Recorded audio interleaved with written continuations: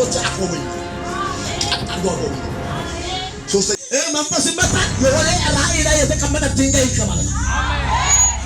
ባላ አታካሶማ እንደገና ናፍቆት እንደገና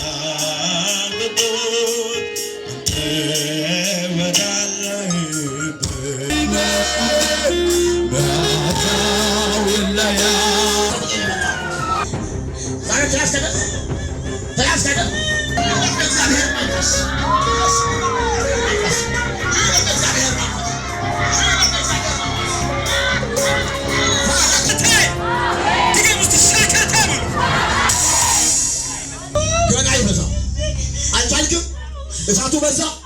አሁን ትጥቁኝ ለመጨረሻ